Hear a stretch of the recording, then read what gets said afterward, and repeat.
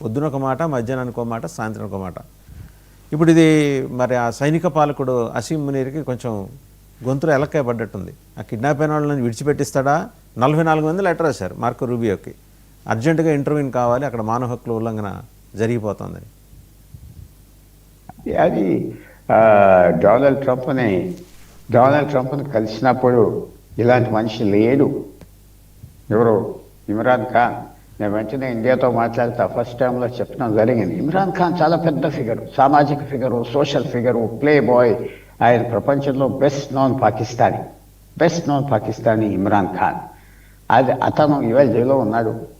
మనం అందరం చాలా ఫీల్ అవుతున్నాం. కానీ నేను అనుకుంటున్నా, మన మిత్రులు ఎగిరి కాకపోవచ్చు, వాళ్ళ 70-80 సంవత్సరాల ప్రధానమంత్రిలో మోస్ట్ జుల్ఫికార్ అలీ భుట్టో తర్వాత ఇతను భారతదేశానికి చాలా డ్యామేజ్ చేయడానికి ప్రయత్నం చేశాడు, చాలా తిరిగాడు, అన్ని విధాలుగా వ్యతిరేకం చేశాడు. రాజనీతిలో భారతదేశం లాంటి దేశం, అతను బయటకు వస్తే మంచిదా, లోపల ఉంటే మంచిదా? అంటే లోపల ఉంటే మంచిది, ఎందుకంటే ఆ సమాజంలో సెటిల్మెంట్ లేకుండా ఉండాలి.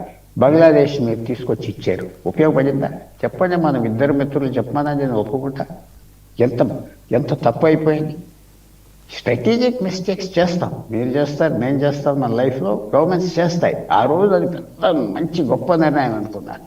అలాగే మీకు 2006-7లో నేపాల్ రాజాని మనం దింపేయడానికి భారతదేశం ఒప్పుకున్నది, మన్మోహన్ సింగ్ ప్రభుత్వం. ఆ రోజు నుంచి 15-16 ప్రభుత్వాలు వచ్చి భారతదేశాన్ని దూషించి, భారతదేశాన్ని ఏడిపించి, 1 కోటి మంది జనాభా నేపాలీస్ భారతదేశంలో ఉన్నారు. వాళ్ళ జనాభా 3-4 కోట్లు. అది తప్ప కదా? ఎందుకు చేశారు? సో మనం ఈవేళ ఈ స్ట్రాటజిక్ మిస్టేక్స్ ఏం చేయాలి బాగా ఆలోచించి చేస్తున్నారు మన ప్రభుత్వంలో. ఇప్పుడు ఫారెన్ సర్వీస్ వాళ్ళు చేస్తున్నారు. సో చెప్పలేము, అది పెద్ద వాయిస్కి వెళ్తుందా? డొనాల్డ్ ట్రంప్ ఒక్క మాట అనలేదు. ఇమ్రాన్ ఖాన్ ఏమవేడు, అన్ని నీతులు చెప్తాడు, ఆత్మతో కూర్చున్నాడు. ఏ దేశం, ఏ యూరోపియన్ దేశం, ఎవరు, రష్యా ఇమ్రాన్ ఖాన్ వదిలిపెట్టాలి ఒక్క మాట అనలేదు. పాలిటిక్స్లో జైల్లో ఉన్న వాళ్ళ గురించి ఎవరు ఆలోచించరు. మహాత్మా గాంధీ ఇలాంటి వాడు అయితే ఎవరో పెద్దవాడు. సో ఇది మనకి భారతదేశానికి అక్కడ ప్రాబ్లమ్స్ ఉండటం మంచిదా, సెటిల్మెంట్ ఉండటం మంచిదా? అది ప్రాబ్లమ్స్ ఉన్నప్పుడు కొద్దిగా మన మీద డిస్ట్రాక్షన్ ఉంటుంది, లేకపోతే ఫుల్ ఫోర్స్ భారతదేశం మీద పెడుతున్నారు. కాబట్టి ఆ ఇష్యూ అలా ఉంటే మంచిదేమో అన్న ఆలోచన.